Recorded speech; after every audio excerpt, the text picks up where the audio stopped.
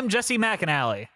And I'm Andrew DeWolf. And I'm Brianna Jones. And welcome to Musicals with Cheese, a podcast where I try to get Andrew and Bria to like musical theater. Andrew, how are you doing today? Oh man, I have had quite a week. What's been going on in your week? What ails you, my friend? Man, I was hired to do this podcast, and I'm just not feeling it, So I ran away, and I ran away from my wife, and you know how you call up your mistress and you have her come to the hotel instead, and you have sex with her a lot? Yeah.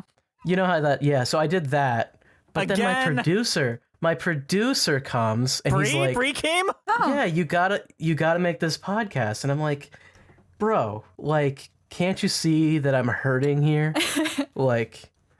And then my wife left me, and now I'm in shambles. I'm gonna be real. But did you make the movie or podcast? Oh no, we did no plot for that or anything, so we just dipped. Wow. 9! Cue the music, Bree! Be Italian, be Italian. Take a chance and try to steal a fiery kiss. Be Italian, be Italian. When you hold me, don't just hold me, but hold this.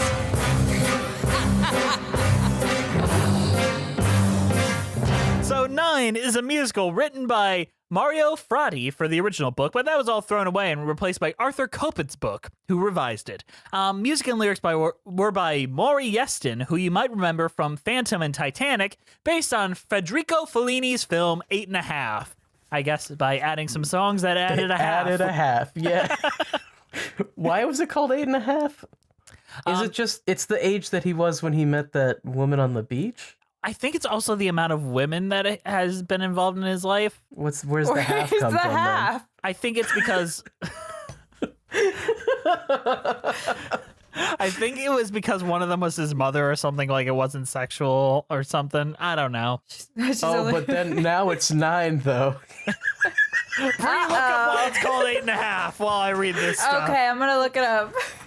I'm pretty sure it's because of the age that he was. It might be. I watched 8½in film school 1,000 years ago, and it had some striking visuals, but also didn't leave much of an impression on me. And I was just like, this reminds me of 9, and then it turned out I'm stupid. So after 19 previews, the Broadway production opened on May 9th, 1982 at the 46th Street Theater, where it ran for 729 performances, closing on February 4th, 1984. It was a pretty well-respected hit.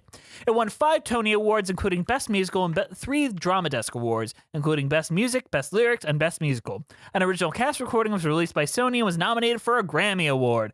Then, let's fast forward into 2003. The Roundabout Theater Company produced a Broadway revival with director Laveau and choreographer Buttrell. It opened on April 10th, 2003 at the Eugene O'Neill Theater, where it ran for 283 performances and 23 previews, winning 2 Tony Awards, including Best Revival of a Musical. It starred Antonio Banderas, Jane Krakowski, and Laura Benanti. The plot is inspired by Fellini's 8½. 9 revolves around central character Guido Contini, a film director in the Fellini mold. Unable to think of a suitable plot for his film he is contracted to write and direct, Guido drifts toward a nervous breakdown as he examines his past flawed relationships with the many women who have come through his life. Guido struggles to act his mature age of 40 as opposed to 9. With a book by Arthur Kopit and music and lyrics by Maury Yeston, the show features an adaptation from Italian by Mario Frati. David Laveau directs at... fuck that shit. Music by Maury Yeston, and the show features an adaptation from Italian by Mario Frati. And there. All right, Andrew, tell us about 9.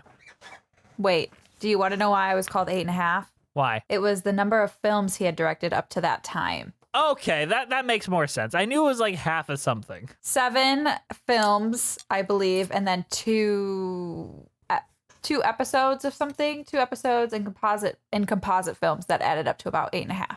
So it is more pretentious if you think about it, Andrew. It's beyond pretentious. It's like when Tarantino called his 8th film The Hateful Eight. That almost just felt a little tongue in cheek, though. Honestly, I don't know. This is like it's about me, and here's how many movies I've made. You're not wrong. Fellini was a bit of a pretentious douche. All right, tell us about 9, Andrew. Oh man, where to start? 9 is everything you just said and more. Very pretentious. This is what Not they pay for you the me. big bucks for, Andrew. It's true. This one was not for me, but I think as I was watching, I was like, Jess was holding out on us. This is like his favorite thing that we've ever watched, isn't it?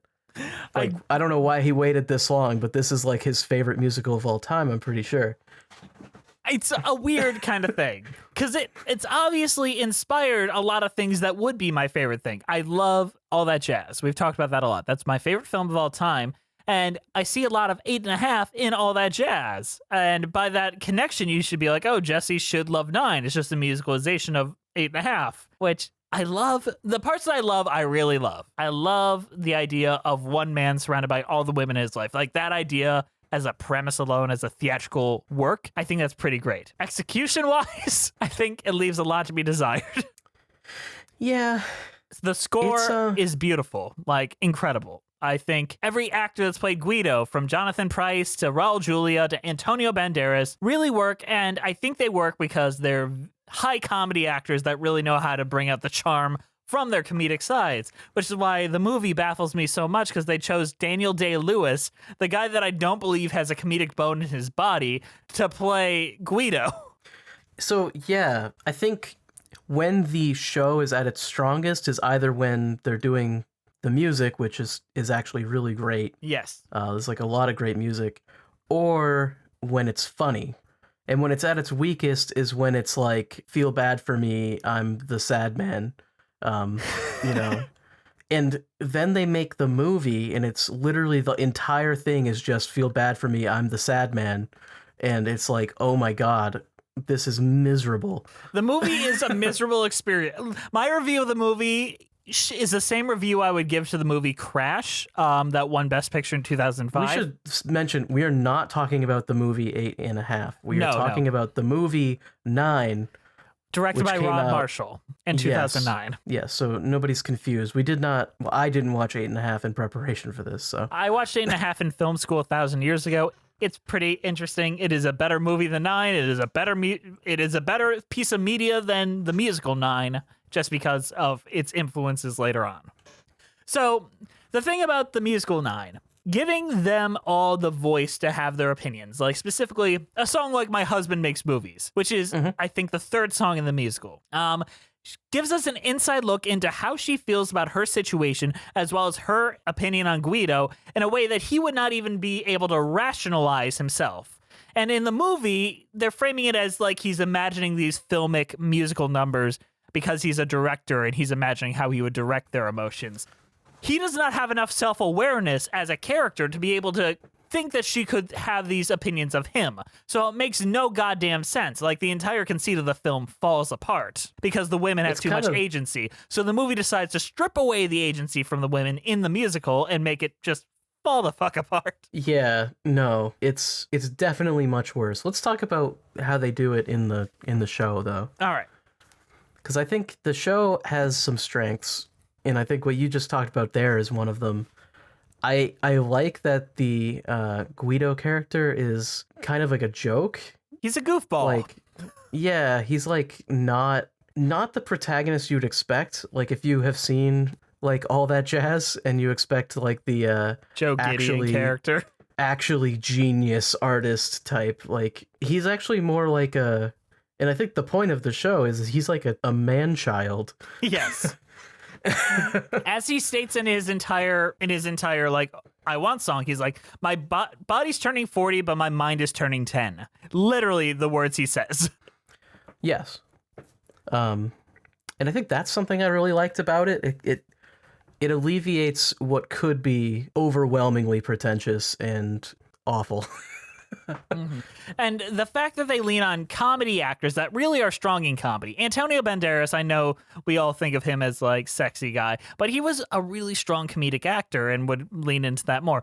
Raul Julia, Shakespearean trained, hilarious actor. If you've seen either of those Addams Family movies, you know he can play comedy.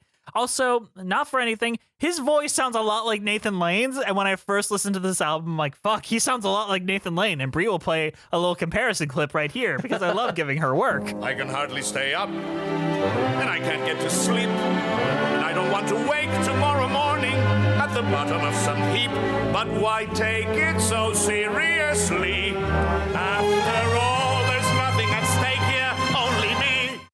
Sing of good things, not bad.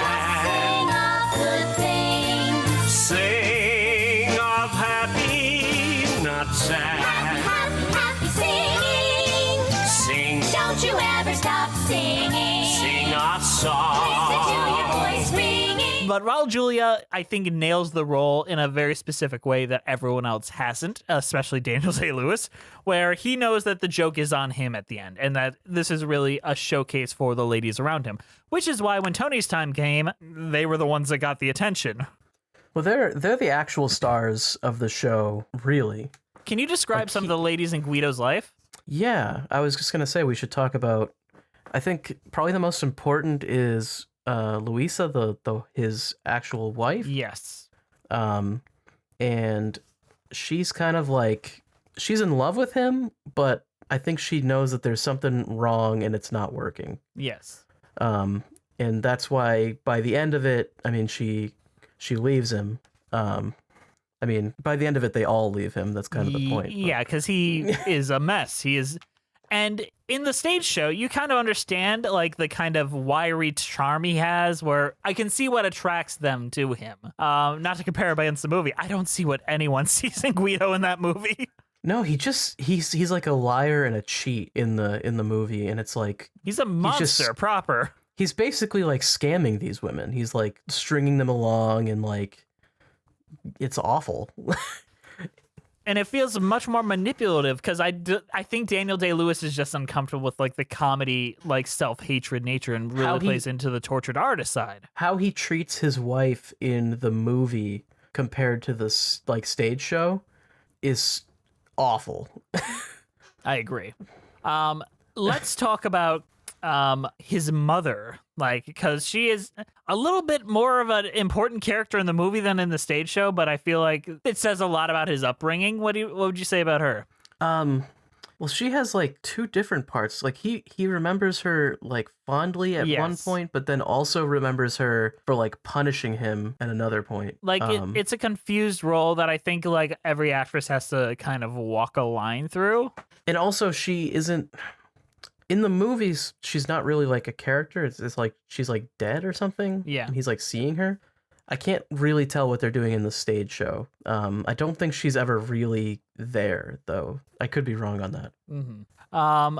Another character, his mistress, Carla, who I think is like both a comedy and a tragedy character, like in the stage show. Carla is also married. Yes. And she wants to leave her husband to get with Guido. And eventually she does that only for Guido to reject her. Because he's a monster. And then Guido, of course, also then loses his wife, which is the reason he rejected her. And so he loses both of them, basically. Yeah. So then we have the lead actress that he has in it, I think, Claudia, as played by Laura Benanti in the revival. And that was the first time I saw her. She nailed Unusual Way, which is a great song. Claudia is also in love with Guido, but Guido has actually very little interest, and sort of rejects her in like a weird way. He like loves her for her acting, but doesn't actually like her, I guess. I don't really know. The thing is, like, in the movie, different vibes. In the movie, it feels like he is sexually aroused by her physical presence. Yes, but that's not how they play it in the stage show. Not at all. In the stage show, it's like she is coming on to him, like she's like, "Oh, you're trying to finally be in love with me, right?" And then he's like, "No." All right, and then finally, because I just love this song, let's talk about Saragina. The prostitute the prostitute on the beach that seduces him as a child and fucks up his entire relationship with sex. Yeah, very fucking weird. I don't even know what to think of this one, honestly. She is definitely shouldn't do that with children. The stage show really, like, especially in the original Broadway cast, like, she's definitely doing weird things with those kids. Like, I'm pretty sure she put, like, a kid's hand on her breast at a certain point, where 30 years later or whatever, when we get to the 2009 movie, I'm 100% sure Fergie was never in the same, like, frame as those children. I don't know why. Yeah. That's good, but also it's just like, wow, how times have changed. It's and they make it very obvious that a lot of the reason why he's fucked up is because of this. It's not even just because of that. It's because of that, and like he also gets punished for it. Like, without even horribly. having an understanding of what sex is, he's getting punished for it. Yeah, it's kind of like what's happening in America, like right now. What do you mean? Sexuality being like blamed for everything? Oh, like, sexuality in school being banned so children don't know what's happening. But then also, like, we're talking about groomers because children are LGBT. I love America. Let's go to Italy where there's other issues. Yeah. Oh boy, is that all of the women? I feel like that is. I think At that's least all most of the them. most heavy hitter ones. Bree, I want you to do me a favor. Go to the movie Wikipedia and just look at that cast list. Isn't his producer another one of the women in the show? Yes. Like it's But they changed that in the movie because I don't know. And they make that instead like just another like a person that does wardrobe. Yeah, it's Lillian DeFleur who is the producer, and I believe she was played in the original production by in the revival she was played by Cheetah Rivera, which is fantastic. Okay, I have it pulled up. Just look at that cast and tell me, because my review for the movie 9 is also the same review for the movie Crash, which is that sure is a lot of celebrities. Yeah, I mean, we have Daniel Day-Lewis, Penelope Cruz, Nicole Kidman, Judi Dench, Kate Hudson, Sophia Loren, Fergie. Lots of people here. You want me to keep going? Who do you think would steal the show out of that list? Oh, I don't know. For 2009, I want to say Fergie, but It was Fergie. Fergie has the one good scene in that entire movie. She has her one scene that leads forever. is that the song with like "Be Italian"? Yep, that is I the love one. that song. It's a good song. That song fucks, and then the rest of the movie is boring as shit. Yeah. There's that other new song that isn't in the stage show. Cinema where they add a new Italiano? They add a new character, and I don't like that song. I but fucking hate that song. I know we're diving into the movie, but fuck structure. Cinema Italiano, play a little bit of it here, Brie, is probably one of the worst like movie-only songs I've ever heard. it does not fit with the other songs in the show. So what they're trying to do, and I get what they're trying to do, is they're making fun of Americans co-opting of Italian culture and Italian films. Well, yeah, because it's an American writer that sings it. Like, they write for Vogue or something, and Yeah. they're like, oh, Americans, they just love this Italian stuff. However, it just kind of, as a plot point, they just make her a third viable option for Guido to maybe have sex with, and then he decides not to, and then we're supposed to be like, oh, what a good guy, he didn't fuck that girl. Which, okay, you've already been sleeping around so much, so like, what does it matter? I love the black and white. I love the play of light. The way Contini puts his image through a prism. I feel my body chill. Gives me a special thrill each time I see that Guido neo-realism. I love the dark and handsome guys with the skinny little ties, dressed in mud, looking out of sight. I love to watch them as they cruise with their pointy leather shoes, wearing shades in the middle of the night. Whatever Guido does, it makes me smile. He is the She's an okay dancer. Like, the music video that they put in the middle of this movie about, like, filmmaking is fine, but ugh. Yeah, that's the other thing. In the movie, all of the songs just become these, like, things that the director's imagining for his movie. Yes. And it's all on the sets. And it's like, that isn't what... No. So, Andrew, we did an episode in Chicago, but you've never watched the Chicago movie. I saw the one scene. I watched the one scene. The Selbach tango scene, because you have to. This is just the same thing as Chicago, but it makes sense for Roxy because she's imagining musical numbers in her head, and like it's literal 1-to-1 translation. Yeah. Here it makes no goddamn sense. Literally no goddamn sense. There's also another new song, which I believe is called "Take It All." Let's talk about that scene for a bit. Marion Cotillard jeez. strip teasing while describing why she's breaking up with her husband, but the camera seems very obsessed with the fact that she's stripping and getting assaulted, and we're supposed to be focusing on how this is affecting the man in the situation. Yeah. I don't understand even why they add this. It's Carla, right? Is the character, or am I wrong? I think you're right. Because in the stage show, after she gets like rejected, which No, it's this Louisa. is like at the I'm same... sorry, Louisa. Is it Louisa? Yeah, it's Louisa. Oh, This is Louisa. Marion jeez, Cotillard. I don't even understand at all why they would include this. Then never mind. This is Yeah, because it's not his just mistress. bad. It's not the sexy one. It is the chaste one that's getting slowly stripped down. And there's like shots of men attacking her and trying to assault her and all that. yeah, no. That The scene doesn't like- work. no, it doesn't. And I think one of the biggest problems I have with the movie, like as a whole, is it doesn't feel like Guido even likes his wife. They have no chemistry. And let's talk about the structure a bit, because as I said earlier, My Husband Makes Movies is song 3 in the Broadway show. It does not happen until like halfway into the movie. Yeah, because Guido doesn't like his wife. We don't even we're not even introduced to her until he like makes some random phone call. Yeah. He strangely has more chemistry with his mistress, and there's a lot more time setting that up where they're like having sex games, and he's like, come in and pretend you were in the wrong room and all that. Like, that's kind of cute, and I like Penelope Cruz in the movie. I think she does fine. It's almost like they want you to be like rooting for them to get together and disappointed that that doesn't happen. Whereas the stage show is very, very direct with the fact that he wants to be actually with his wife, Yeah. especially near the ending. Well, the movie removes all humor from Carla's character. She is not a funny, she's just sexy. Where in the stage show, she is sexy funny in a very Gwen Verdon kind of way. Yeah. But you know what, Andrew? Who cares what we have to think? Just not very many good things to say about this movie. Yeah. I feel like we should say some more good things before we move on about the Okay. stage show. I think Because I this- feel like the stage show wasn't bad. I like the ending. I think we should talk about the ending. All right, let's talk about the end. I think the ending is probably one of the most powerful images and parts of the show, but we're eventually gonna have to show why it isn't as they fuck it up in the movie.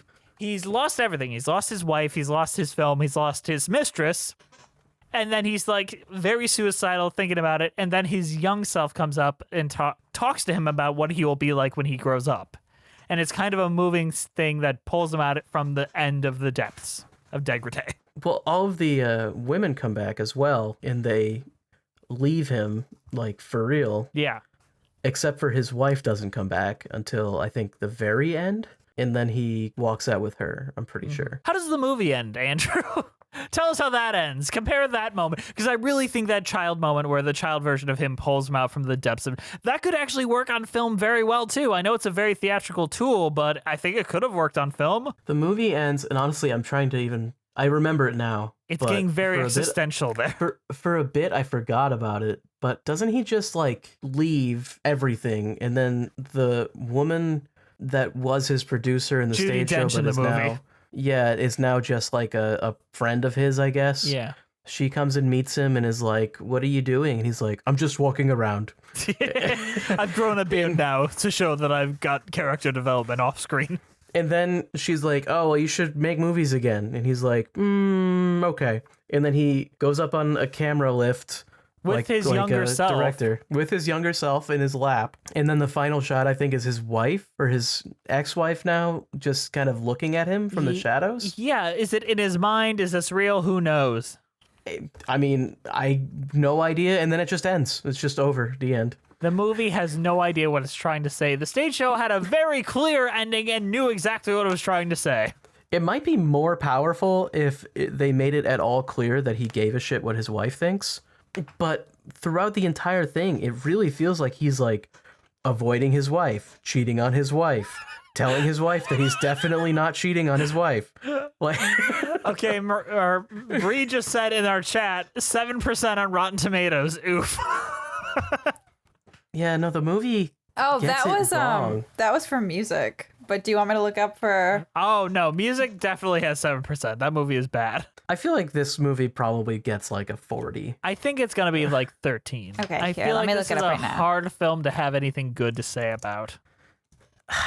There's some decent like looking stuff in it. Like I don't think it looks ugly. I think this is a visually very impressive film. All right, Brie, what we got? It was 39%. Ooh, Andrew! Damn, I was close. You went over though, so I'm closest, and I win by Price is Right rules. This isn't Price is Right rules. This is who's closest. This is musicals with cheese rules. Speaking of musicals with cheese rules, it's time to go on to our favorite segment of the show, where we compare our opinions to those of the critics. It is Previews. It's time for previews. It's time for previews. Okay, segments courtesy of didtheylikeit.com. Today on Reviews, we have one from Frank Rich. This is from May 10th of 1982 in the New York Times. There are two questionable reasons to cheer 9. The extravagantly uneven musical that opened at the 46th Street Theater last night. Their names are Tommy Tune and Maury Yeston. In this, his most ambitious show, Mr. Yeston, a newcomer to Broadway, has an imagination that at its best is almost Mr. Tune's match. His score, giddily orchestrated by Jonathan Tunick, is a literate mixture of showbiz and operatic musical genres that contain some of the season's most novel and beautiful songs. Together, Mr. Yeston and Mr. Tune give 9 more than a few sequences that are at once hallucinatory and entertaining. Dreams that play like showstoppers. I kind of agree, and I can see. I love the way that it starts, where it's like uneven musical, because it is very uneven. I don't think even the people that love the show will be like, oh, it's like a perfectly structured show. Yeah. What do you think, Andrew? I mean, it's a weird musical by choice, so I feel like it's always going to have some structural problems just because of the way they tell it. I mean, it's told from so many different perspectives. You're going to have some unevenness there no matter what. So I understand that, but I think I agree generally with this. Yeah. The music is basically the best thing in the show. So yeah. I agree. All right, let's skip ahead 20 or so years to 2003. 2003. Yeah. Let's go, Brie. All right, this was from our favorite Ben Brantley. There he is. For the New York Times. It's raining women in the glamour-saturated new production of 9. Let's pause there. Just compare how the previous review was written and how Ben Brantley starts this one. It's raining women. I mean, it's... Why? Yeah, why Ben Brantley? Continue, Brad. Sorry. Hallelujah. Hallelujah, yep. Well, glad you're not there. Okay, it's raining women in the glamour-saturated new production of 9, Maury Yeston's 1982 musical portrait of the mind of a movie director. From the moment the first shapely pair of legs are seen insinuating their way down a heaven-scraping spiral staircase in David Laveau? Yes. David Laveau's hyper-elegant revival, 9 is flooded to the drowning point in glossy, exotic images of femininity. I think Ben Brantley might have missed the point. Yeah. I feel like he does that a lot. Yeah, he's not the most concise and engaged reviewer on the planet. Andrew, do you remember when we looked at Broadway commercials about a year ago and we saw a commercial for 9 where a woman was covering up part of her costume because they said the TV wouldn't let her show her costume? Jeez, I didn't remember that that's for 9, but I think I do remember that. Yes. So that was an inside joke because they wouldn't let her perform the song Call from the Vatican on the Tony Awards. So they performed Be Italian instead. And I think about that a lot because that was Anita... want to say Anita Morris is her name. And the choreography for that scene is so fucking difficult, so fucking insane. Let me just make sure I got the name. Yeah, Anita Morris. I sent you a video of it earlier today, Andrew, and did you watch it? Where she is like sticking her legs up in the air behind her head, all in heels, and she's able to keep the it is remarkable choreography. Something that I could do. So much that when they revived it, basically it's just Jane Krakowski writhing around on a bed.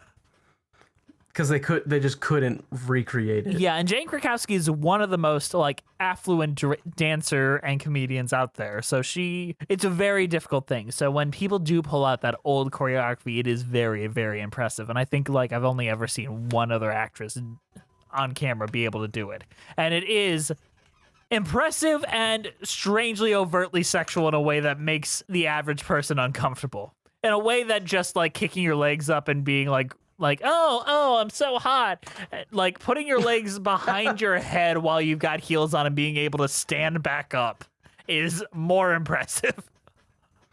Just a little. Yeah, that entire song, and not to talk bad about the movie and Penelope Cruz, but all Penelope Cruz does is she swings from a rope.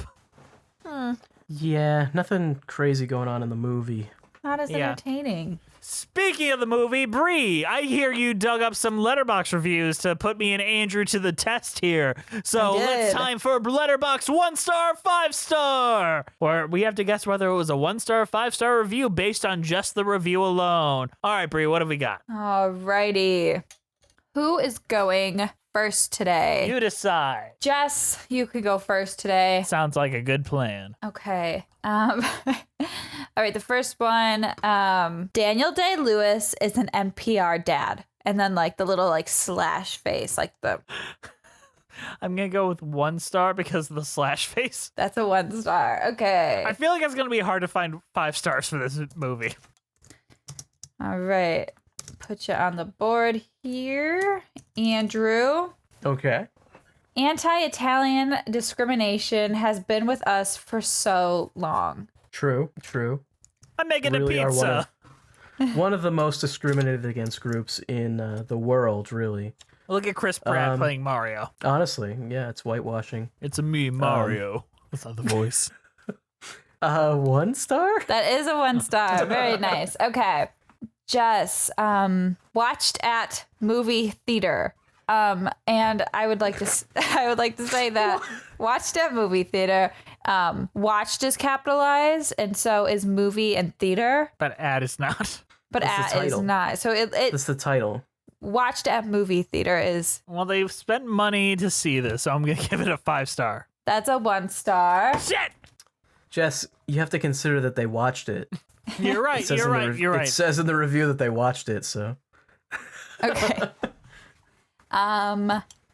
Let's see the next one, Andrew. Awooga! ... Bree, can we get another read of that? Awooga! For the perverts out there. Oh, sorry. I can't even do it. Okay. Awooga! Or something like that. I don't know. Okay. But it has a ... after it. So it's more like Awooga. Awooga. Oh, Or a boomer wrote it in a text message or something. Yes, you're right. That is what the dots mean. Oh my goodness. The Awooga makes me think it could be a 5 star, but the ... I think it's a 1 star. It's a 5 star. Damn. Are we tied? Damn. Yes, you are tied. All right. I will be Italian. Thank you. I'm going to say it's a Fergie fan because Fergie fucking nailed that song, so 5 star. That's a 1 star. Fuck! Yeah, that didn't make sense, but we don't understand the people over at Letterboxd. Makes no sense. Okay. Let's see. The yesification of 8.5. I wish I knew if yassification was usually used as a negative or a positive thing. Indifferent is most of it. 1 star. That's a 5. God dang. Who's liking this movie? All right. This holiday season, ... be Italian. I feel like this is the same one as last time. I'm going to give this a 5 star. That's Go with a my 1 gut. star. God damn it! I guess I should have said it's in quotes. In quotes, this holiday season, Be Italian. Okay. Let's see. Andrew, all the women are hot. They are, though. Not even going to argue with that one. Okay, 5 stars. That's a good thing. That's a 5-star. Damn it, now Andrew's ahead of me. Holy crap, I actually got one. This movie is like a museum. It's very beautiful, but it's very cold, and I feel like you're not allowed to touch anything. Definitely a 1-star, and I agree with that. That is a 1-star. Andrew, Dan Lewis sounds like Dracula. That's not a good thing. 1 star. You're correct. I want to be here, and I want to be there. I want to be The nostalgia everywhere critic at once. already did that. They're just ripping him off. You know what? Nostalgia Critic Review 9. I don't understand why they're all talking Italian and none of them are Italian. All right, Jess, ready? Daniel Dilf Lewis makes 1 sexy Italian. 5 stars. That's a 5-star. Did you notice he was in brown face, or at least wearing a shit ton of bronzer? Oof. Okay, Andrew. My All right. husband, ... makes movies, ... My husband makes movies. Okay, thank you for that. She's French. Okay, good to know. All right. They are mocking. 1 star. 5-star. God damn it. That must have been their favorite line. They love it. They love that line. I love it when you can't pronounce words properly because you're French. All right, Jess. Who'd have guessed that Fergie would be my favorite part of this movie? I would, and that's a 5-star. That's a 1-star. God damn it. Okay, we have 3 left. Yeah, Andrew. Yeah. Oh my fucking God. I'm just gonna keep saying it, but 1 star. That's a 5-star. All right. How? Where did you find these people that like this movie? Letterboxd.com. Oh my All right, God, so of there's course. 2 more left. Are we Do you guys- tied? Yes. Okay, Jess. Yes. Guido ain't worth the attention. Is that how it's Guido? Is it Guido? Guido, yeah. It looks spelled weird. Okay, Guido ain't worth the attention, period. That is a 1-star. That is a 1-star. All right, Andrew. Mm-hmm. Fall in love. Come on. What the fuck is that? Fall in love. All right. Is that a 5 stars. command? That's a Everyone loves this 5-star. one. You guys tied. We did it, Andrew. We're the best. Fucking did it. There is one that I didn't get to read that I just didn't see until right now. All right, is it us the tiebreaker? This is the tiebreaker. All right. This movie is for people who think Olive Garden is real Italian food. 1 star. That's it. I All right. won. Okay, we're done with preview segment of the show. Very good job, boys. Andrew, you are a valiant loser. I do my best. Yes. You know who else does our best? Our patrons? Yeah, let's go into a mid-show. We can hear their names. Yippee!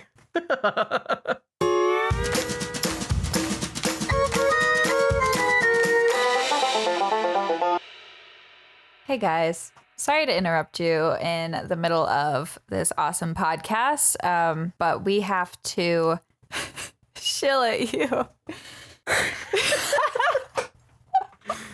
Good Lord. Okay. So I'm going to tell you a little bit about Patreon.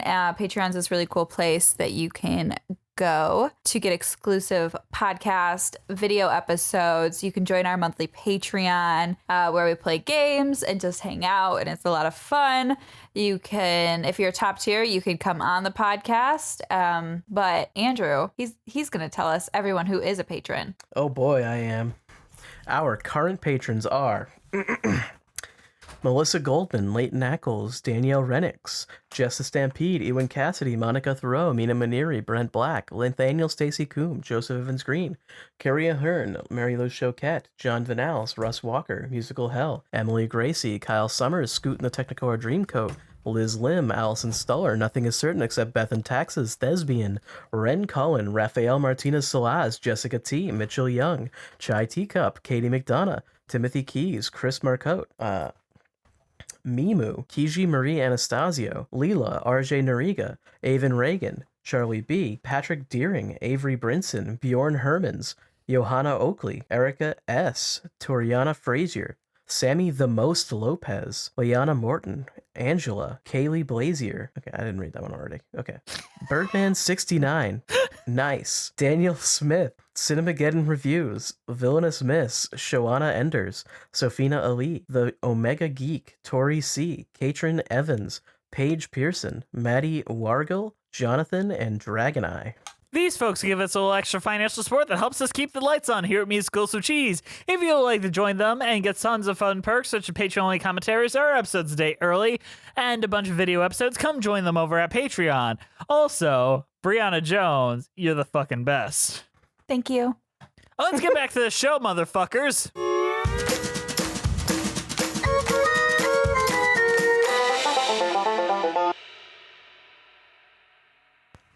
So, let's talk about these songs. What do you think of the overture, the like all a cappella overture?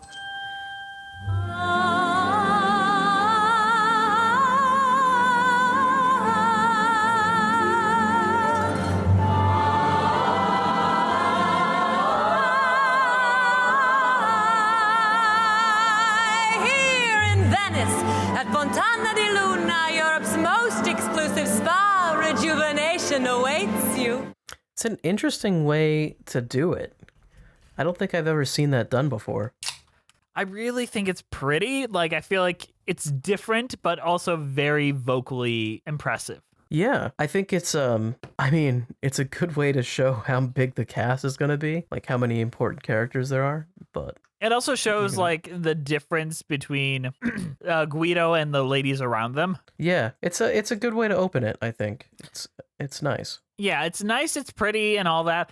But Guido's song, I actually fucking love this song. I think this is one of the better I Want songs about a guy that just doesn't know what they want. I would like to be here. I would like to be there.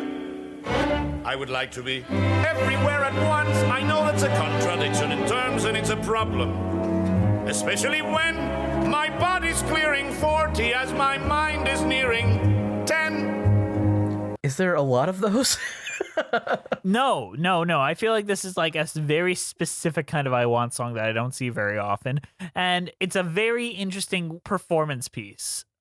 Where I feel like some folks really nail it, like Raul Julia. I think he is the best of the song. He plays like the comedy side where he's like, I wish I had a clone of myself where I could sing a duet with myself. And then he just portrays both sides of himself going in the different worlds. That is the best interpretation of this song. Daniel Day-Lewis, not so much. They lowered a key for him. They make him like barely there. He's like has no energy while singing it. Yeah, there's a pretty stark contrast between what they do on stage and how they do it in the movie. The movie doesn't seem to have any like self-awareness with this song. No. And it just comes off bad. But I do agree. I think the stage show, this is one of the better songs in this, and I do like this one. And it's one of the only times they let Guido sing and express himself, because the rest of the show is basically about the women in his life. He gets a couple songs, especially near the end. He does get. He gets like one at the beginning, one at the end. It's like a Guido sandwich with like a bunch of ladies in the middle. Yeah, but I mean that's the point. Mm-hmm. I do also want to point out that Antonio Banderas does a very good job. Jonathan Pryce, shockingly, does a very good job with the song too. It's not a very difficult song to sing, and yet they still lowered the pitch for Daniel Day-Lewis. Well, I don't think he is a great singer, and I think you can kind of hear that in the movie, or at least he wasn't a great singer when he did that. I don't know. Yeah. Not saying that Antonio Banderas and Raul Julia are like perfect, but my God, head and shoulders above this. Let's talk about A Call from the Vatican, which is Carla's song. Coochie, coochie, coochie, coo. I've got a plan for what I'm gonna do to you. So hot, you're gonna steam and scream and vibrate like a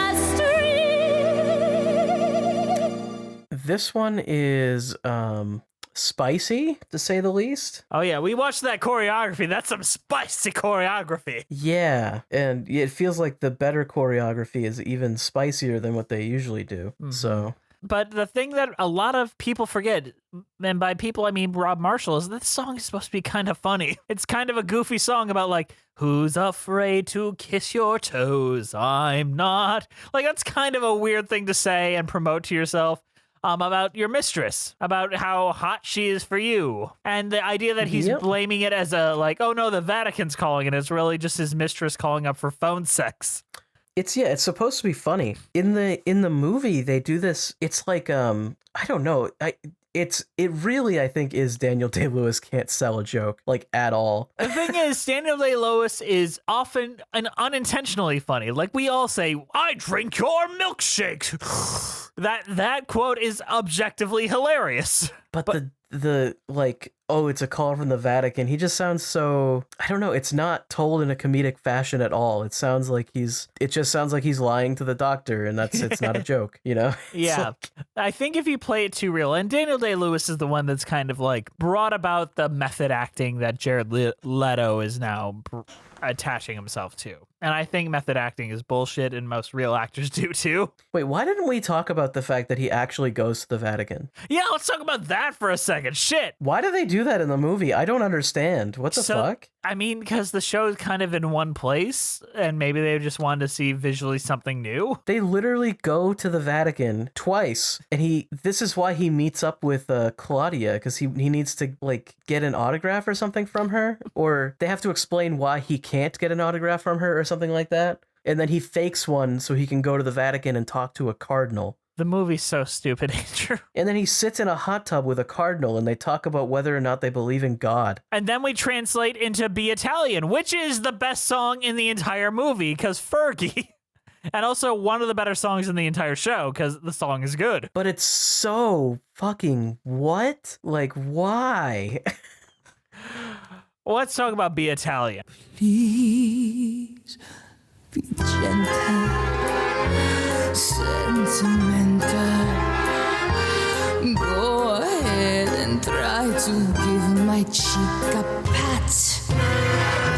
But be daring and uncaring. When you pinch me, try to pinch me where there's fat. What do you think of this song, Andrew? This one's really good. This song is so fucking good. Like, it's like weird, a pop song. Like, it's weird what's happening, like, in it. Because, I mean, this is, like, a prostitute, like, teaching children about sex or love, I guess. I don't really know how we want to frame this.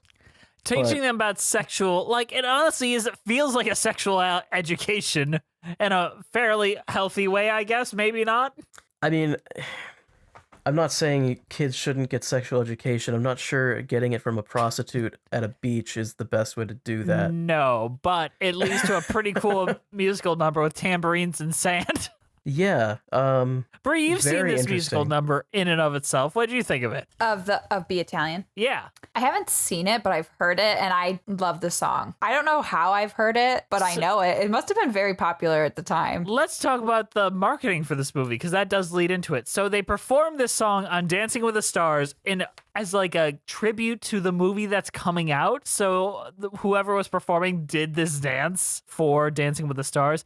They thought this was the next Chicago, and it just wasn't. This movie left no cultural impact on the entire world whatsoever. I had never even heard of it, like, at all. Like, you at least have heard of Chicago, which is an impressive musical movie, to say the least. Yeah. But did this become a pop song? Because, I mean, this was performed by a pop singer. And Fergie, to her credit, gained weight to perform this role because they wanted a bigger actress, and she's like, no, I'll gain the weight. And she did, and she performs this so fucking well. She is the character. And this is the only one where it almost fits that they do the movie, like, in his head. The movie shot in his head, because this one actually is in his head. Like, this one is actually, like, he's revisiting like past trauma essentially, and it's playing out for him again. So it's the only one where this actually makes sense. So by far this is the best thing in the movie. And I think it still works in the stage show too. Yeah. Although I think if the movie did anything better, it might just be this one. I agree. I think the movie might have done the scene better because Fergie is a presence, and I've never been a big fan of her. I've never liked the Black Eyed Peas. It's just not my thing. But yeah, if we give the movie any credit, this is it. This scene works. Everything else, garbage. Yeah. What's next? I do want to talk about My Husband Makes Movies. Oh yeah, we got to go back and do that. Yeah. I like this song a lot. What do you think of it? I think it's good. I think it's it's like concise with what it's trying to say, but it gets across Luis's character very well. Yes. And I mean, it basically foreshadows exactly what's going to happen in the whole thing. But It's also- between those two characters is what I mean. Like, I feel like it does a good job showing why she feels the way she is. She isn't a shrewish kind of angry ex-wife character that you could have very easily made her out to be. She is a person with emotions. She was an actress with an acting career that she kind of like put on the back burner because he was the only one that was giving her roles. It's kind of gross. And one of the scenes I think actually kind of works in the movie is when he pulls up footage of him talking to young actresses and pulling the same like phrases he was using on her. Yeah. Like that shows their It's, relationship pretty well. Yeah, I think this is a good song. I mean, honestly, just a lot of good songs in this. They it's just don't- incredible to me that the movie fucks it up so badly, but Like what Rob Marshall, we've talked about two of his movies on the show. We talked about Mary Poppins Returns and Into the Woods. Now, Into the Woods, I think, is a fatal failure as far as adapting a stage musical to screen. Mary Poppins Returns, I didn't like, but you liked fine. I think it was okay. I haven't revisited or anything, and obviously it's not as good as Mary Poppins, but I do think it was okay. Here, I'm just, like, he's making a Little Mermaid live action adaptation that's supposed to come out next year at some point. I just don't like that. I don't like the movies he makes aside from Chicago, and I don't even like Chicago that much. Yeah, well, feels like we keep getting bad movie musicals from the same people over and over. Who has given Tom us Hooper. good movie musicals? John M. Chu gave us In the Heights, and that's the rare one where you like that better than the musical. Yeah, I actually thought that was really good. But how do you feel about him Spielberg? doing Wicked? I feel like he could do Wicked really well, but I don't think he can now with, what's going on with that. I just don't think it's going to work split into two movies. That's a terrible can't see that fucking happening idea. well. I think Spielberg made a really good movie with West Side Story. I don't think feel he'll like that. ever make another musical. I feel like West Side Story was such a big flop that he's just like, I'm not touching that ever again. I feel like he's so successful, he probably doesn't care. If he wanted to do another one, he probably would. You but- know what he was attached to for many years and then just kind of Sondheim pulled the plug on it, right? Was Gypsy. Maybe he'll do it. I don't think he will. It was supposed to star Barbara Streisand, and I think she's officially too old for that now. Yeah. Yeah, nobody's making good movie musicals, really. It's just not a thing right now. Oh, what? You don't think Dear Evan Hansen by Stephen Daldry was the best movie ever? I don't even know if it was his fault. The musical's just bad. Yeah, like I guess the movie is bad in movie ways as well, but I don't know. Can we blame the director for Dear Evan Hansen, the movie, being bad? Okay, we gotta see what upcoming movie musicals are coming. Hold on. Oh, there's Wicked 1 and 2. Yeah, this let's see. The King and or Little Shop of Horrors is apparently still getting made. I mean, I guess that doesn't have to be awful, but it probably will. Jekyll and Hyde, it has a film adaptation in the works. Oh, The Color Purple, that's actually getting shot. Like, that's actually being filmed. We've done an episode on that. Yeah. What else? Matilda the musical. Now, I can't say how I know this, but that movie, lower your expectations on that movie, guys. 13, which is a Jason Robert Brown musical directed by the director of Billy Madison, of all people. I think that will be fine because that's a really kind of hard musical to fuck up. We'll probably, when that comes out, we'll do an episode on the musical and then do a little piece about the movie like we did here, which is mostly we talked about the movie. Yeah. It'll be like our In the Heights episode.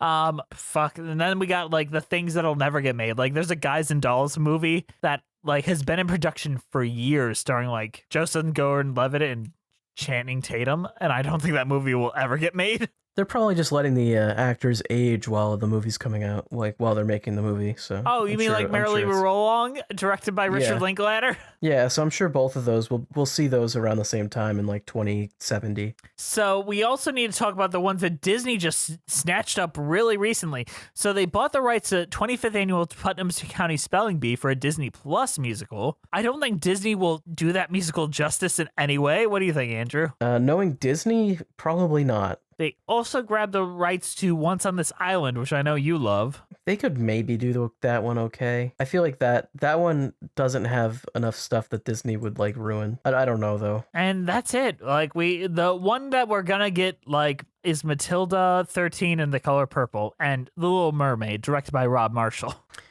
The Little Mermaid though, that's just gonna be like a Lion King thing, isn't it?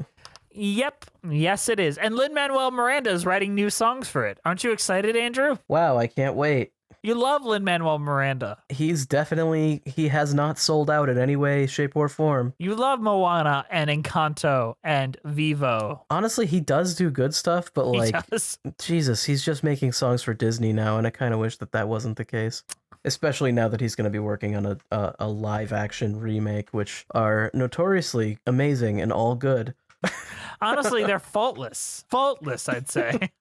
Nobody could make 2.5-hour videos about how bad they are. That's only part one of their video, Andrew.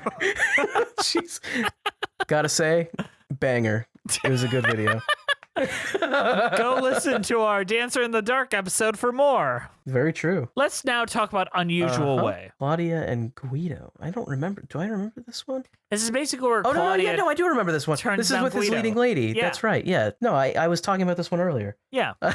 I fucking love Yeah. this song. I've loved this song No, this before I've one's even really watched good. 9. This song great. I honestly didn't know what it was called, but yeah, this is a good one. I like Claudia like as a character, even though she's not really in it very much. But I She's feel so like fucking reasonable too. yeah, and I like that she doesn't get destroyed by Guido. She just goes and is like, well, I'm married now, whatever. She's like almost a roadblock to Guido's self-destruction. Yeah. No, this is a good one. I feel like this wasn't even in like the movie proper. It was.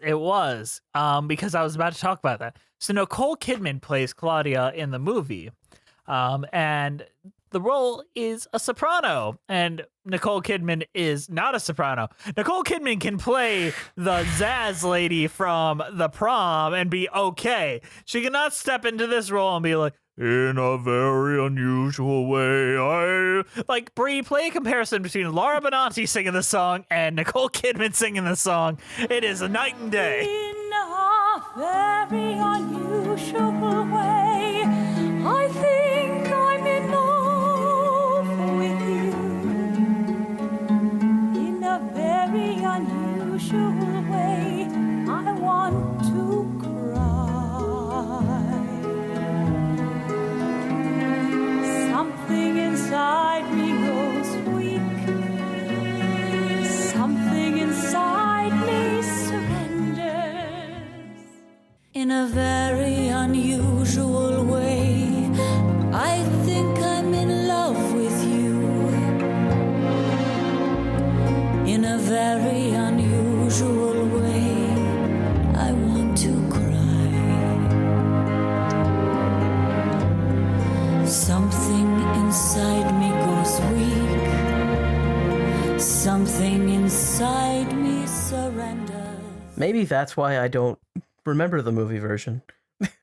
It left no impact. It left nothing, because it is supposed to be like this very high, like, you don't know. And then she just kind of low energy hums her way through the song. So, the next one, The Grand Canal, Yes. which I feel like is kind of an important one, so we should mention it. Contini contends that the past makes the present look dull and half-assed. Let other directors investigate sectors of image and meaning what's commonly thought of as current. Because they aren't and weren't. Contini suggests that today's not the best, but that yesterday's better and longer ago is still betterer, etc., etc. Is when he finally is going to make his movie, and then like Yes. all of the women come and are singing or whatever, and he ends up casting Louisa or whatever, and is using parts of their life. Yeah. And It's that like an upsets her. improvised movie. Yeah, and I feel like the reason I wanted to talk here is they don't even do this in the movie. No, don't even try touching it. They don't even try. And like this is the entire act 2. So the movie just doesn't do the second act of the show. Instead, like, they just add at a all. lot of falling action where Guido has to like, oh, I'm so miserable. Oh, now I gotta make my movie. Yeah, and they add in the song with the Vogue lady, and then the movie gets like they. This is literally Act 2, and they just don't do it.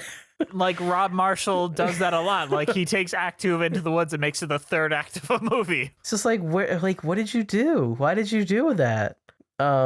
So yeah, I guess I don't have a ton to say about the song, The Grand Canal, just this plot point, all of these plot elements, which I think are good, because all of this is like, it ties everything together and then is the reason why everyone leaves. And then Guido does his, I can't make this movie. Yeah. Whereas in the movie, they just don't do it. He just decides, you know what, I can't make this movie. Yeah, I can't. There's like a part where he goes and he talks with the cast and is just like, there's no script. I do want to talk about the final number of the musical, which is cut from the movie and probably my favorite like moment of the stage show. It's a very theatrical moment, and it's when it's getting tall with little Guido coming up to big Guido being like, hey, what the fuck happened to you? Well, yeah, I guess we didn't mention before, but maybe warning for content warning here, but he does put a gun to his head. Yeah, he's Just about to straight commit up. suicide. He's about to commit suicide, and young Guido is like, dang, you gotta grow up, my dude. It is weird that in the movie they make him 50, where in the stage show he is 40. They age him up by 10 years. I feel like at 40, you're kind of allowed to be a little bit of a man-child. At 50, it's like, grow the fuck up. Yeah, 50 is like, dude, you got like a foot in the grave almost. Like, come on, man. I'm at 20 and I feel like I've got a foot in the grave already. Nah, but like, the movie just does such a disservice, and I think Act 2 is where it really falls apart entirely, because they Yeah. just don't do anything. This part where his younger version comes out and sings this song is like pretty powerful, and there's just nothing, there's no equivalent in the movie. It's Not just even a not little bit. there. There is no arc in the movie. There is no emotional payoff. There's nothing. The movie really just feels like they wanted to do the story of like sad 8.5. artist guy. Yeah. Yeah, it's like, oh, sad artist guy, and all these women love him, but he's so sad, and he can't make his movie. Wah. And then they're like, oh, wait, right, the thing ends, like, sort of happy-ish. Like, hang on, we'll just edit in a scene at the end where he's in a chair. And it's weird because this has, as dumb as this sounds, the movie has a very heterosexual male feel, despite Rob Marshall being a very gay man. I think we should talk just very, very briefly about, is this movie sexist? And by that I mean, how sexist is this movie? I'm voting yes. I It also am voting objectifies yes. women's bodies. There is not a strip scene in the movie or in the stage show. There is in the movie where Marion Cotillard strips down to her toplessness and then hides her tits. All the songs are taken from the women and given to him, as you mentioned earlier, because now all of the songs are in his head. Yes. So now none of the women are actually singing about him. He is putting thoughts into their heads, basically, and saying what they're saying. And the objectification of their bodies for every actress, Kate Hudson, Nicole Kidman, Marion Cotillard, and especially Penelope Cruz, is disgusting. Yeah, and I feel like this story is sexist in a way just by default, because In a it's self-aware basically- way. It's basically just like, here's a story about a lot of women that really like this guy, and it's the only guy, and that's it. But you need to feel bad for the guy, though, because he's actually the sad one. But I feel like the stage show sidesteps it a little bit. The you stage know? show kind of is like, he's kind of a piece of shit, though.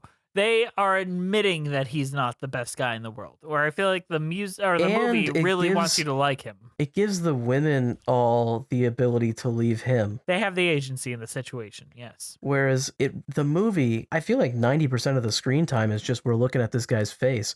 And if we're not looking at this guy's face, we're looking at one of these women's bodies. That is it. That's the pull quote. Fuck, you got it, Andrew. So But Bree, I don't based on know. our discussion, do you think the movie's sexist?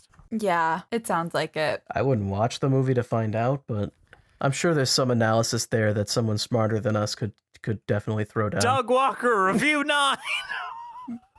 Yeah, Doug Walker, we need your analysis stat. What will we do unless the demo reel crew tackles the movie 9?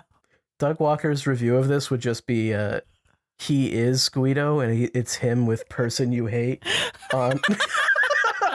What do you mean? Whose person you hate? Would it be Brad Jones?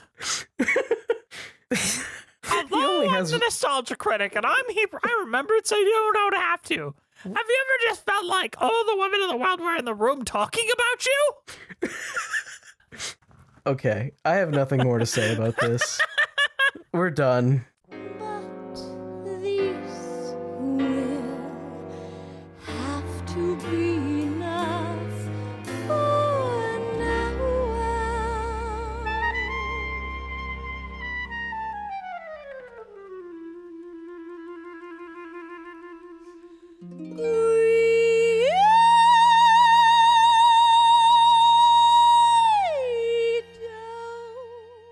Andrew, what is your overall thoughts on the musical 9 and your cheese rating?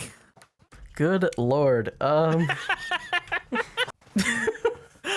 we're at that point of the night, ladies and gents. Okay, just to get it out of the way, the movie version sucks ass. Yes. Like, it's just, it doesn't, like... Except like a be technical Italian. level- Be Italian fucking rocks. Yeah, on like a technical level, it's watchable and like okay, but it's kind of boring. And if you actually watch the stage show, you're just going to be really disappointed at what they could have done with it and didn't. So I can't recommend it really. The stage show's pretty good though. I wouldn't say it's like great, but there's a lot of good music, and if you like this type of story, it does it well. I agree, but also, like, All That Jazz is significantly better. Yeah, there is that. All That Jazz is the same story, but Better. yeah. So there's a lot of competition here, because there's also just, you could watch 8.5, which... Sunday in the Park with George, 8.5. So it's kind of a mediocre version of the pretentious artist man with lots of ladies. So I think it's worth seeing for the music, though, or at least worth listening to. But it's nothing to, like, write home about. And obviously, with how much we talked about the movie, I mean... I feel we like it was obviously like don't care that much. 70-30 for the movie versus the stage show here. There's really just more to say about the movie, because the movie just flops so hard. And belly flops, like, in the middle of the ocean. Whereas with the show, it's just kind of like, well, I mean, this stuff is pretty good, and the rest is like, eh. So I'm gonna give it I don't know. I'm gonna give it a 9 cheese pizza. It's like a 3 cheese pizza, but with more cheese, and it's a pizza because it's Italian. I'm being lazy this I'm one. making I'm sorry. a pizza. I'm Guido Contini. Oh, Guido making a pizza. He should have been a chef. Actually, one thing I wanted to say, I'm really, really surprised that when they decided to adapt 8.5 to the stage, they didn't just make it so instead of about movies, it was about Broadway. I'm really surprised they didn't just do that. I'm a Broadway producer. No, like straight up, I'm really shocked they didn't do that. Like That's that's what such a Tootsie Broadway thing to did. do. It's such a Broadway thing to do. It's just like, You are 100% well, right. it's not about movies. It's about plays now, because that's what I know. All right, Bree, what's your overall thoughts on our discussion and your cheese rating? Yawn through it. It's okay. No, I'm good. My interests are peaked in terms of like watching 8.5, then watching 9. Are you gonna watch that girl's choreography though? Yeah, I'm pretty interested in that. Yeah, I'm interested to see the stage show. I don't think I'll ever watch the movie. I mean, Be Italian is a bop and will always be a bop. But I probably won't watch the movie. Your discussion though, I think it deserves a nice Italian style cheese blend. That's all I'm gonna give it. Everyone's being lazy this week. It's so lazy. Beyond We lazy. put a lot of effort into our Charlie episode. Come on. All right. So 9 is an okay musical. I really like most of the songs. Maury Yeston. Oh, Andrew, we got to do a tier rating after this. Forget that. Isn't there only like 3 of them? Yes, there is. So I am giving this Guido's Italian hard cheese, which you can find on The Art of Cheese. Some people say soft cheeses are easy to make and hard cheeses are hard, but that's not necessarily the case, and this cheese is one of the easiest. So there that is. All right, Andrew, it's time for you to rank all the Maury Yeston musicals we've covered. Are you ready? Okay. Do you have your listing ready at the bottom of our spreadsheet? Yeah, sure. We'll go A, B, C, D. All right, so we've got Phantom, an American musical. This is Phantom of the Opera, right? Yeah, but the American one. It's not the Andrew Lloyd Webber one. I feel like I liked this, but I didn't love it. That's But how I you do felt about remember- the Andrew Lloyd Webber Phantom, too. Yeah, I'm gonna put it in B. We're gonna put the Phantom in B for now. All right, what about Titanic? I'm typing it all wrong. Here's the problem. I think all of these are gonna go in B. Titanic, I remember there's like certain songs that I liked, but a lot of it was like very forgettable. And honestly, I can't remember a lot of it right now. But I don't think it was bad. I remember I thinking it think was that fine. if there's anything going in A tier, it's that. Yeah, I think Titanic might be the best. And I do rate these based only on the ones on the list. Yes. So I guess Titanic should go above. Because I do think it was better than the Phantom. All right, where does 9 fit? 9, oh man. Like, it just wasn't really for me. So I feel like I'm going to put it in C. Even though I don't think it's bad. I don't know. I think it fits in B. I feel like for you, even that it would fit in B. Yeah, I think it's at least equal with Phantom. You're probably right. The issue with all of these is that they're kind of mid. Like what all is 3 of these. high quality for you? I don't know. Because it's been a while don't since know. you've given like high plaudits to a musical. I feel like it's been a while since we've seen something that was really good. Do you remember the last time? I don't have that good of a memory. I feel like one of our most impressive feats is waiting till episode 100 for Phantom or for Hamilton. Hamilton was pretty good. I don't think that was the last good one we watched, though. That was a long time ago. Oh God! Now I gotta look at our fucking episode list to figure out if there's like a really good one we've done recently. Then we've got some fucking bangers in the feed. We just I have thought to Funny say. Girl was pretty good. Oh, I'm gonna Singing be in the real. Rain. I feel like you were really a big fan of that one. Yeah, I like Singing in the Rain. American Utopia was quite good. Yeah. Tanzer Vampire. That one was okay. The Producers. That was probably the last really, really good one you liked. Yeah, The Producers was like, that was a really, really good one. Yeah, and then before that was West Side Story. we've covered so much like mediocre stuff recently. We're gonna get to a level, Andrew, in a couple weeks where Brie will have been involved and edited more episodes than she hasn't. Isn't that kind of remarkable to think about? Why have we covered so many fucking bad stuff recently?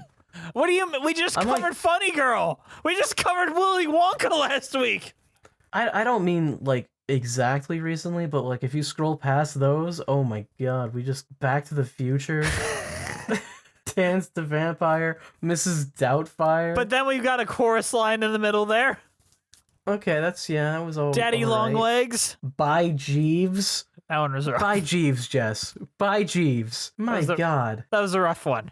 We're running out of the good heavy hitters, and we gotta save them up, Andrew. Pokemon Live.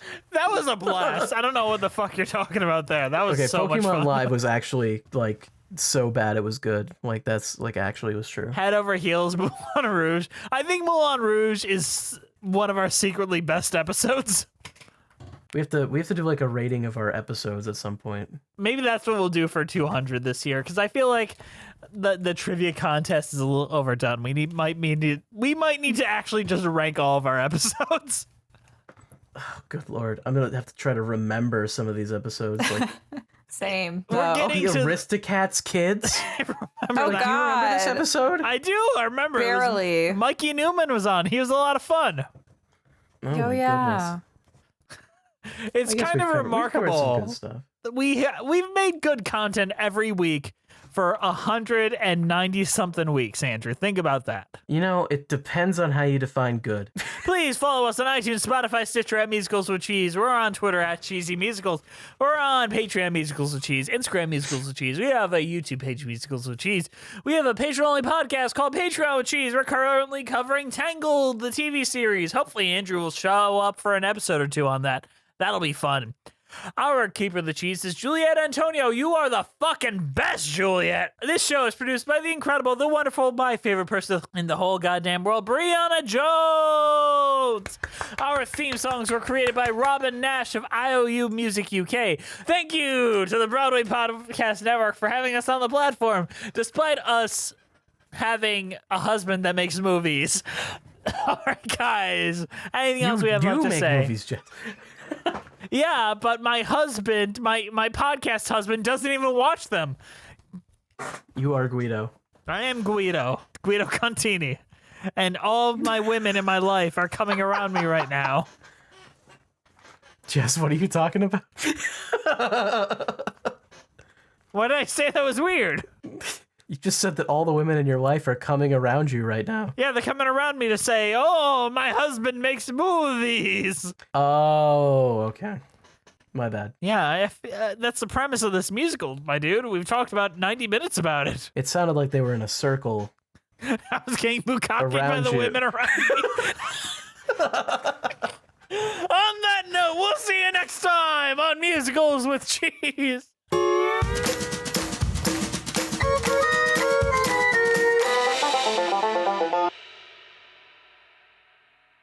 I want to be here. I want to be there. I want to be everywhere at once. I know it's a contradiction in terms, but I'm making a pizza pie.